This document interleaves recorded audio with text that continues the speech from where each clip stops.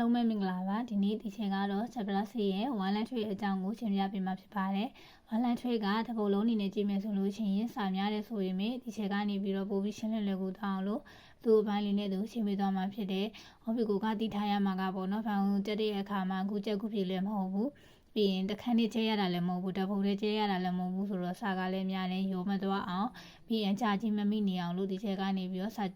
ည့်ခရပေါ့နော်လွယ်ကူဆုံးဖြစ်အောင်လို့အပိုင်းလေးတွေခွဲပြီးတော့ရှင်းပြပေးမှာဖြစ်တယ်ဒီ Wildlife Trade မှာဆိုလို့ရှိရင်ဒီချက်ကအပိုင်း6ပိုင်းနဲ့ပေါ့နော်သူ့အကြောင်းအရာလေးနဲ့သူခွဲပြီးတော့ရှင်းပြပေးသွားမှာဖြစ်တယ်အဲ့တော့ဒီချက်ကဒီ Wildlife Trade မှာဆိုလို့ရှိရင်အပိုင်းခွဲလိုက်တဲ့အခါမှာ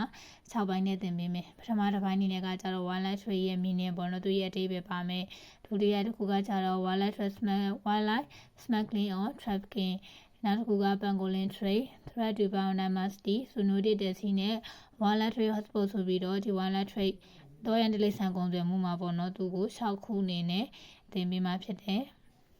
ပြီးရတော့ပထမတစ်ပိုင်းအနေနဲ့ Wildlife Trade ရဲ့ meaning ပေါ့နော်သူအကြောင်းမှာဆိုလို့ရှိရင်သူက2ပိုက်ပါတယ်ဟုတ်ပြီ2ပိုင်းအနေနဲ့ပါတယ်စာကြောင်းရည်တွဲနဲ့ဆိုလို့ရှိရင်တော့9ကြောင်းရှိတယ်ဟုတ်ပြီဒီအကြောင်းအနေနဲ့သိမယ်ဆိုလို့ရှိရင်ဒီ Wildlife Trade ရဲ့ပထမတစ်ပိုင်းမှာဆိုလို့ရှိရင် Wildlife Trade ရဲ့အဓိပ္ပာယ်ဆိုတာက commerce of product commerce ဆိုတာကရောင်းဝယ်ဖောက်ကားခြင်းဟုတ်ပြီဘာတွေရောင်းဝယ်ဖောက်ကားလဲဆိုရင် productsတွေပေါ့နော်ထုတ်ကုန်ပစ္စည်းတွေဟုတ်ပြီဘယ်ကနေရလာလဲဆိုလို့ရှိရင် derived from non-domesticated animals or plant ဟုတ်ပြီကိုကတခုတိထားရမှာက non-domesticated ဆိုတာကကိုယ်တိုင်ပေါ့နော်animals ဆိုလို့ရှိရင်လည်းကိုမွေးထားတာမျိုးမဟုတ်ဘူး plant ဆိုလို့ရှိရင်လည်းကိုမှစိုက်ထားတဲ့ပင်တွေမဟုတ်ဘူးအဲ့ဒါတွေကိုရောင်းဝယ်ဖောက်ကားမယ်ဟုတ်ပြီဒီ animals တွေ plant တွေဆိုတာကဘယ်ကနေရလဲဆိုလို့ရှိရင် usually extracted from their natural environmentသူတို့ရဲ့တဘာဝပတ်ဝန်းကျင်ကနေပြီးတော့ extracted ထုတ်ယူရရှိထားတဲ့ animal တွေ plant တွေကိုကိုမရရောင်းဝယ်ဖောက်ကားခြင်းလို့အဓိပ္ပာယ်ရတယ်ဒုတိယတစ်ကြောင်းအနေနဲ့ကကြတော့ Wildlife Trade မှာပါဝင်တာကတဲ့ the trade or living or dead individual trade ဆိုတာကရောင်းဝယ်ခြင်း living ဆိုတာသက်ရှိ dead individual ဆိုတာသက်မဲ့ပေါ့နော်သူကသက်ရှိတွေရောသက်မဲ့တွေရောရောင်းတယ်နောက်ပြီးသက်ရှိသက်မဲ့တွေကိုရောင်းဝယ်တဲ့အပြင်နောက်တစ်ခုပေါ့နော်ဒီသက်ရှိတွေရဲ့ခန္ဓာကိုယ်10ပိုင်းနေဖြစ်တဲ့ tissue တွေပေါ့နောက်တစ်ခုကကြောင့် tissue တွေမှာ skin ရေပြားတွေပါမယ်နောက်တစ်ခုကကြတော့ bones to feather နောက်တစ်ခု meat or other product တခြားသောထုတ်ကုန်ပစ္စည်းဖြစ်တဲ့ one plants and wine animal တောရန်တလိဆန်တွေရဲ့တောရန်ပင်တွေကနေရလာတဲ့ products တွေလည်းရောင်းဝယ်ဖောက်ကားတယ်လို့ဒီပေါ့နော်ဒီ living and dead individual တွေရဲ့ဒီခန္ဓာကိုယ်ရဲ့ပစ္စည်းပေါ့နော် skin တွေပုံတွေကိုလည်းရောင်းဝယ်ဖောက်ကားခြင်းတွေပါဝင်တယ်လို့ပထမတစ်ပိုင်းကနေပြီးတော့ရှင်းပြထားတယ်ဆိုလို့ရှိရင်တော့ Wildlife Trade ကို differentiate အမျိုးအစားခွဲလိုက်မယ်ဆိုလို့ရှိရင်တော့နှစ်ပိုင်းရှိမယ် legal နဲ့ illegal trade ဆိုပြီးတော့နှစ်ခုရှိမယ် legal ဆိုတာကတရားဝင် illegal ဆိုတာကတရားမဝင်အဲ့တော့သူ့မှာတရားဝင်ရောင်းချခြင်းနဲ့တရားမဝင်ရောင်းချခြင်းဆိုပြီးတော့နှစ်မျိုးရှိမယ်ဟုတ်ပြီဒီနှစ်မျိုးစလုံးကကြတော့တဲ့ဘယ်ဒီမှာတွေ့နိုင်လဲဆိုလို့ရှိရင် domestic လို့ခေါ်တဲ့ဒီပြည်တွင်းပေါ့နော်ကိုယ်နိုင်ငံတွင်းမှာလည်းတွေ့နိုင်တယ်လို့ international market နိုင်ငံတကာဈေးကွက်မှာလည်းဒီနှစ်မျိုးလုံးပေါ့နော် legal ရော illegal ရောနှစ်ခုစလုံးကိုတွေ့မြင်နိုင်တယ်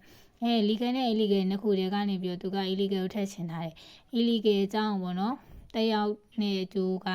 နှစ်ခုရှိရတက်ရောက်တဲ့ဖြစ်စဉ်နှစ်ခုရှိရပထမတစ်ခုကကြတော့ illegal ကနေပြီးတော့ literally to the loss of species ဒီ illegal တရားမဝင်ခြင်းတရားမဝင်ကုန်သွယ်ခြင်းကနေပြီးတော့